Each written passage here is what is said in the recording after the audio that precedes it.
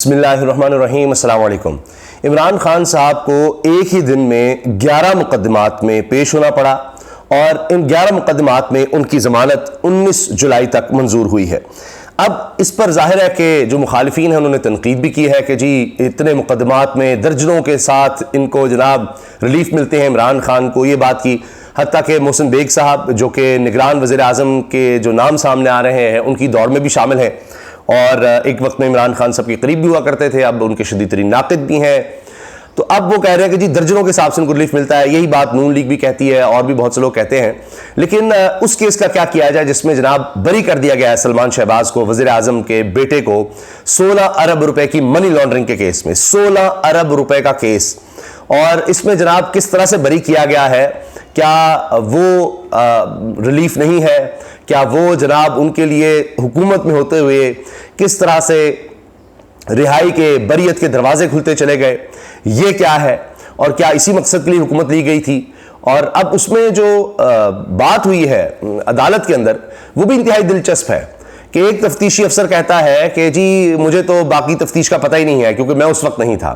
तो जब FIA ने तफ्तीश करनी है, वो इदारा जो बराह रास्त सलमान शहबाज के वालिद जनाब मोहतरम शहबाज शरीफ साहब वज़ीर आज़म पाकिस्तान के अंडर आता है बराह रास्त, जिसमें उन्होंने आती ही तब्दीलियां कर दी थी, तो अब ये आकर उन्होंने इलेक्शन से पहले पहले काम जो खत्म करवाने हैं, ये फिर क्या है।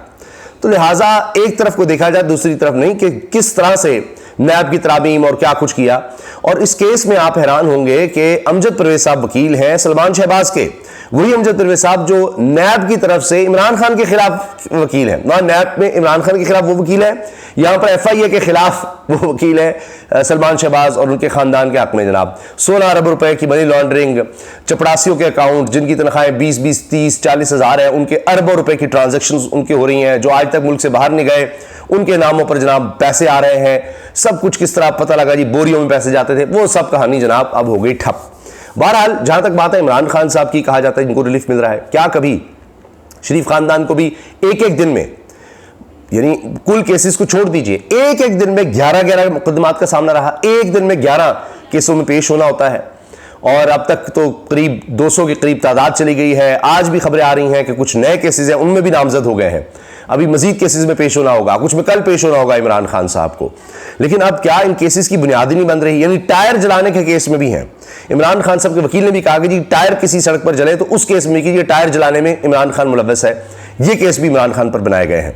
तो अब ये 11 मुकदमात हैं, 11 मुकदमात एक ही दिन में, हर एक में पेशी, और उसके बाद उनमें 19 जुलाई तक इमरान खान साहब की जमानत मंजूर हुई है, ये उनको रिलीफ मिलता है। अब अभी कोयटा भी उनको जाना है, वो जो सीनियर एडवोकेट का कत्ल है वो मुकदमा भी है, उसके हवाले से भी इस केस में बात हुई है। और सुनिए परवेज इलाही साहब का मामला, वहां पर अजीब बात ये हुई है कि जो उन पर इल्जाम है, क्योंकि अभी तक वो प्रॉपर तरीके से प्रेस कॉन्फ्रेंस नहीं कर सके तो केस भुगत रहे हैं, परवेज इलाही के खिलाफ केस का रिकॉर्ड पेश न करने पर तफ्तीशी अफसर के वारंट गिरफ्तारी जारी। यानी उनके खिलाफ, परवेज इलाही के खिलाफ जो मुकदमा है उसका रिकॉर्ड भी नहीं पेश कर रहे तफ्तीशी अफसर साहब, गायब हैं। रिकॉर्ड कहां है, इल्जाम है जनाब उन पर भी मनी लॉन्ड्रिंग का, तो रिकॉर्ड नहीं मिल रहा। दीगर केसेस का भी मामला है जिसमें जनाब उनको अगर जमानत मिली है तो उसको अपोज किया जा रहा है। ये सब केसेस एक प्रेस कॉन्फ्रेंस की मार है, लेकिन वो परवेज इलाही प्रेस कॉन्फ्रेंस नहीं कर रहे, तो लिहाजा आप देख रहे हैं कि केसेस बनते चले जा रहे हैं, बनते चले जा रहे हैं। और अब चूंकि इमरान खान साहब की गिरफ्तारी का खदशा ना सिर्फ इमरान खान को है बल्कि हुकूमत की तरफ से भी मुसलसल कोशिशें नजर आती हैं। अब मिसाल के तौर पर दफ़ा 144 फिर नाफिज कर देगी इस्लामाबाद में।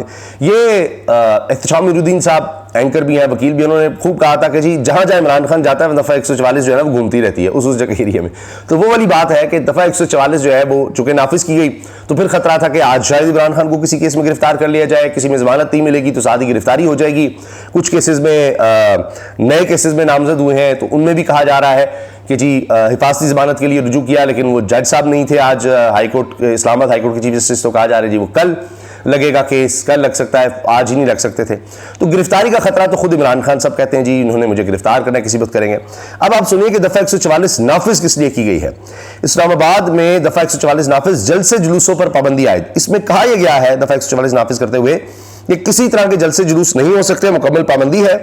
और ये नोटिफिकेशन में लिखा है कि माशरे के बाज़ तबकात इस्लामाबाद की हुदूद में मजालिस और जुलूसों समेत गैर कानूनी मजालिस मुनक्किद करने का मंसूबा बना रहे हैं। मौजूदा अमन अमान और सिक्योरिटी को मद्देनजर रखते हुए इस किस्म की गैर कानूनी सरगर्मियों पर काबू पाना जरूरी है। खदशात को मद्देनजर रखते हुए इस्लामाबाद में 5 या 5 से ज्यादा अफराद के जमा होने पर मुकम्मल पाबंदी होगी।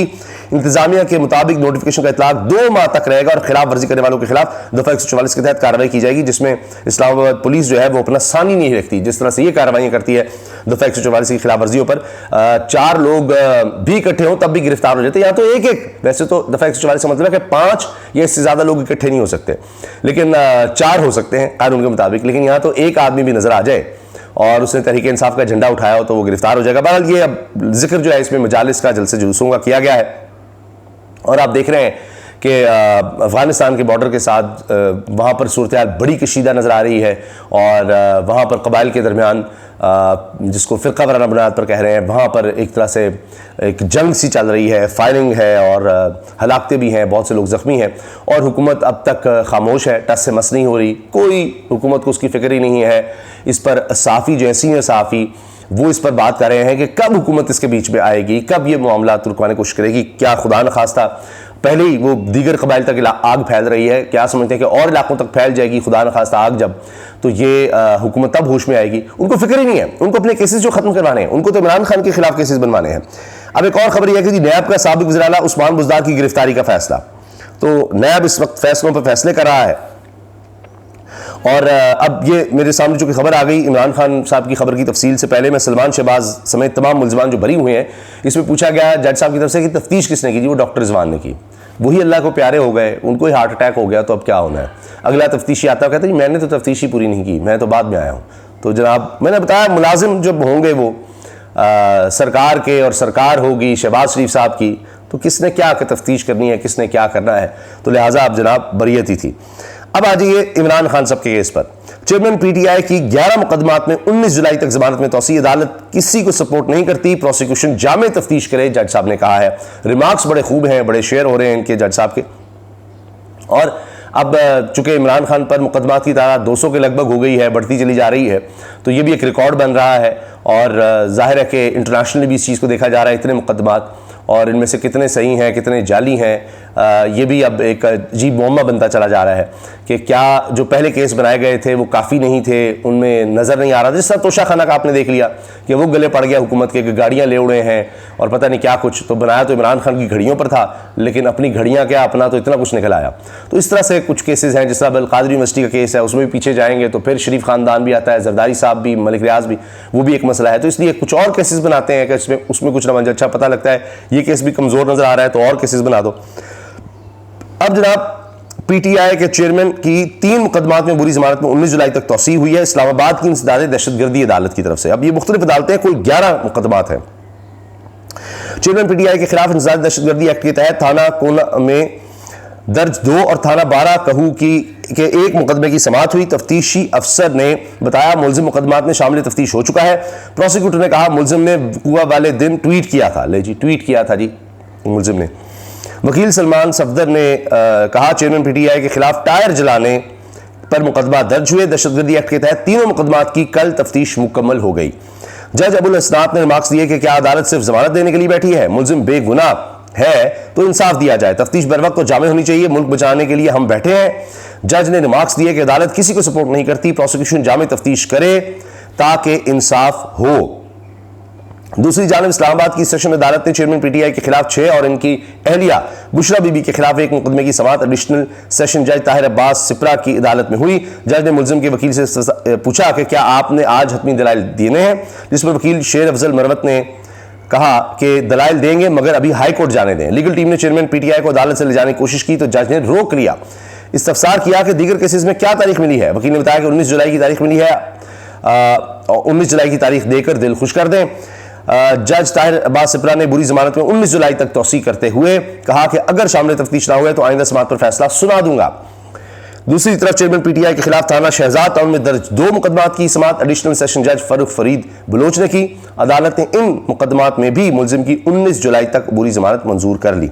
तो मुख्तलिफ अदालतें हैं जी, कभी एक अदालत कभी दूसरी कभी तीसरी।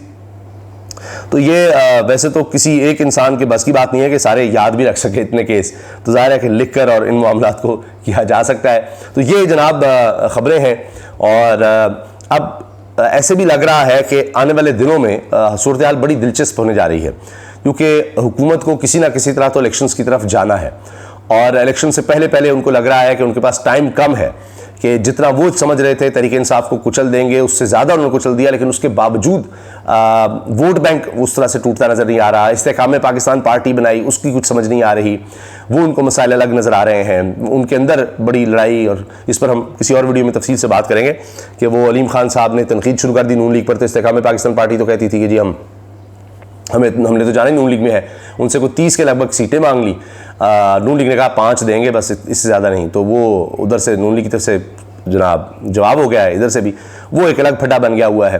तो परवेज़ खटक साहब भी कोई अभी तक कुछ नहीं कर पाए कुछ खास, तो वो मामला तो उस तरह बन नहीं रहे। तो इलेक्शंस में जाना है और फिर इंटरनेशनल प्रेशर बढ़ता चला जा रहा है। IMF वाला मामला भी देखें, वो भी इलेक्शन से किसी न किसी हद तक मशरूत नज़र आ रहा है, मईशत इनसे संभल नहीं रही।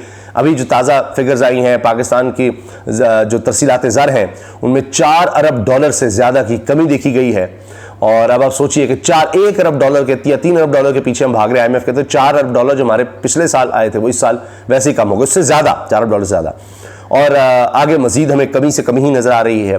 तो इस लिहाज में आप से अगर आप देखें तो हुकूमत मुश्किल में है, उसके लिए गुंजाइश कम हो रही है, और यहीं पर इमरान खान साहब के लिए गुंजाइश बनती नज़र आ रही है कि किस तरह से, यानी किसी हद तक तो आपको दुनिया को दिखाना ही पड़ेगा ना कि हमने कुछ ना कुछ फ्री एंड फेयर इलेक्शंस करवाए हैं। आप जो कुछ गिलगित बल्तिस्तान में कर रहे हैं, आज़ाद कश्मीर में कर रहे हैं, कराची में कर चुके हैं, वो कर लिया। लेकिन अभी इमरान खान साहब अपने कुछ वकला की टीम से, जो तहरीक इंसाफ से जुड़े वकला हैं, उनसे भी बात कर रहे थे, तो वो भी क्लिप वायरल है जिसमें वो कह रहे थे कि जी जनरल इलेक्शन का माहौल और होता है, वो बिल्कुल एक मोमेंटम और होता है, और वो बिल्ड होता नज़र आ रहा है। तो जिस तरह से ये मोमेंटम बन रहा है, ये बिल्ड हो गया, तो इलेक्शन में अगर इस मोमेंटम के साथ हम चले गए तो फिर जीत, इमरान खान साहब कह रहे हैं मुझे 100% जीत का यकीन है, वो अब भी ये सोच रहे हैं। और हुकूमत इसी प्लान को नाकाम बनाने की कोशिश में है, जहां पर वो अब खुद इस्टेब्लिशमेंट को आप देखिए कि किस तरह बदनाम कर रही है कि जनाब उनको इस तरह से किया जाए। कहीं वो शहबाज शरीफ साहब कुछ बोल देते हैं कि जनाब ये तो देखें ये कत्ल करने लगे हैं आर्मी चीफ को, इस तरह की बातें, और कहीं ख्वाजा आसिफ साहब जो है वो नया पेंडोरा बॉक्स खोल देते हैं। उन्होंने टेलीविजन पर आकर कह दिया है कि जी वो देखें, खुद पहले एंकर ने सवाल किया कि जी जब आपके राब्ते तो उसी वक्त हो गए थे जनरल कमर जावेद बाजवा से जब एक्सटेंशन वाला मामला था, तो उन्होंने कहा देखिए मैं सारे राज नहीं खोलूंगा, लेकिन बात यह है कि अप्रैल 2019 में ही जो लाए थे इमरान खान को, यानी इस्टेब्लिशमेंट या जनरल कमर जावेद बाजवा, तो उन्होंने कहा कि जी हमारी बात हो गई है तो आए, और हमारे 19 राब्ते हो गए। तो यानी उस वक्त से साजिश, अप्रैल 2019 से ही इमरान खान के खिलाफ साजिश शुरू कर दी थी इन्होंने।